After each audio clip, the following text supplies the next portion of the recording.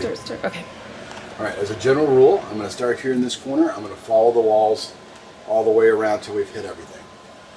So this is what's referred to as the Firefly multiplex system. This is kind of like the master computer and controls for everything you do in your coach. We're going to start here on the home page.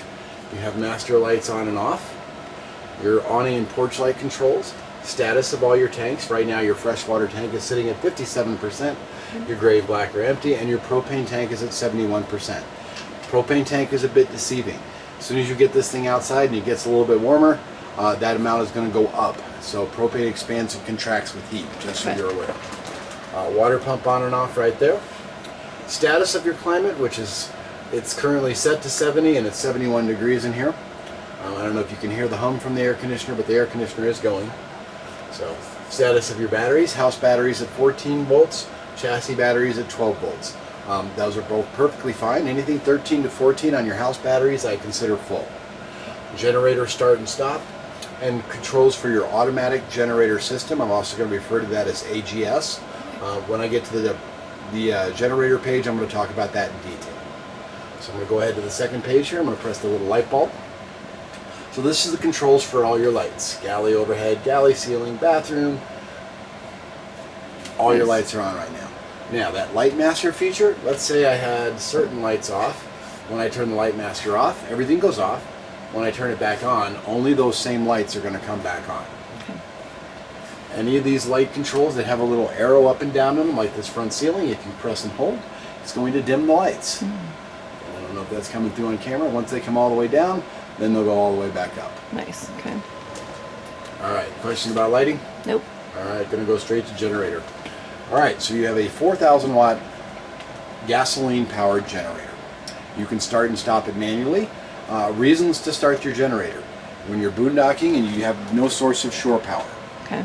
Generator and shore power provide the same exact amount of power to your coach. They do the same thing, so you don't need them both at the same time. Okay. So if you're plugged in, no generator. You are also equipped with an automatic generator system also known as AGS. It's designed to respond to either A, the needs of your batteries when they get low, or B, the needs of your air conditioning. Now, a couple things about AGS. I'm plugged in right now, so I'm not going to actually operate it. Okay. I'm going to go ahead and set this so that if your batteries get down to 11.5 volts when you're boondocking only, your generator will automatically start, charge your batteries back up to 13.5 volts, and then shut off.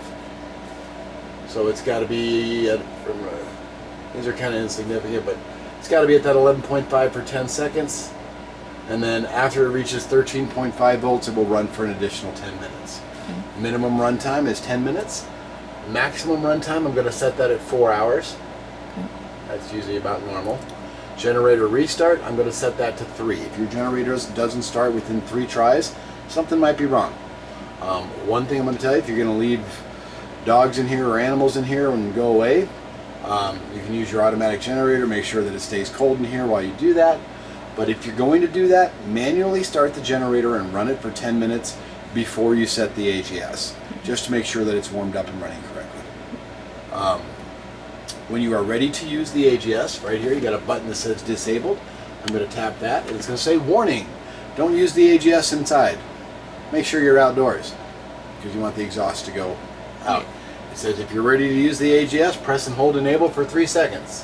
1, 2, 3. It's going to turn blue and I'm going to let go. Now, it is not going to come on right now because none of the criteria are... Oh, I lied. Air conditioning. I'm going to go ahead and disable that really quick. Okay. So, because I don't want the generator coming on while I'm plugged in. Right.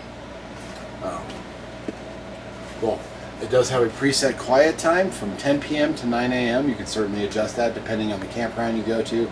Some of them have mandatory quiet times where they don't want to hear your generator. Okay. Any questions about AGS? No, I don't think so. And we're doing good. This is weird not having to answer questions. I'm going to give you a present later on.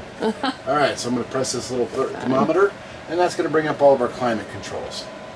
So you have furnace, cool, which is your air conditioner, night mode, which is also cool, but It's going to reduce your energy usage a little bit. And dehumidify, basically just turns your AC into a dehumidifier. So if you're somewhere where it's already cool, but you just want to get rid of the moisture. Fan speed, I would leave that on automatic, let it do its thing. Okay. The vent fans, I'm going to tap that button. It's going to bring up the controls for 2 vent fans. You have the bathroom and you have the galley fan. So if I press galley fan, I'm going to point you right up over there. It's going to open up the vent. The fan's going to come on. That air is drawing out, not in. So there's a fan control. There's a speed control on the fan itself, but you cannot control it from here. Okay. When I close the vent, the fan itself will shut off. Never drive with those vents open.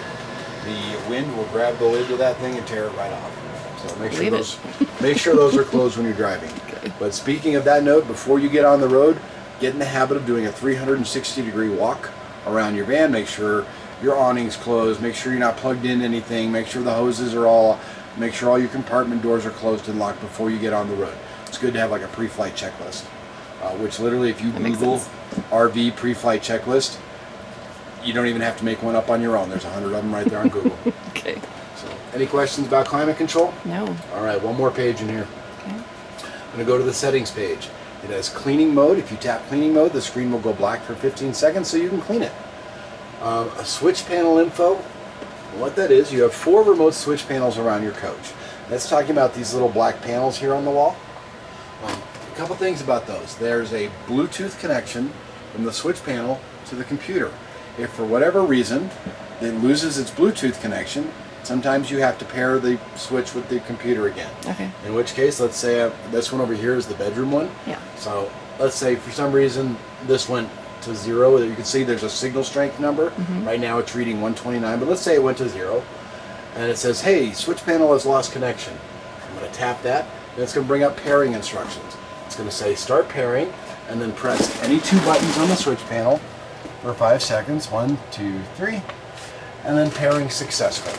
That is how you pair the switch panel with the computer. If that doesn't work and the switch panel still isn't working, I've got some news for you. They're battery powered. Oh. It's a little 2032 watch battery. They have to be replaced once in a while. So if you lose the switch panel control and pairing doesn't work, change the battery, then pair it again. Be very careful taking these things off the wall. You will break these little mounts. Mm. If you ever do break the mounts, which you will, double-sided Velcro is a good thing. Okay.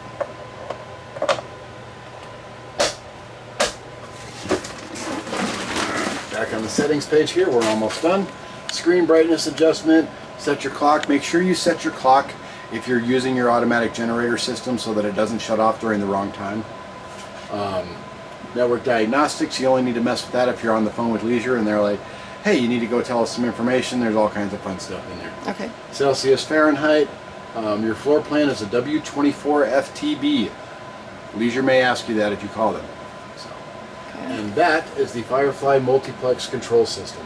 Excellent. Any questions on that? No. All right. Then you can end that video.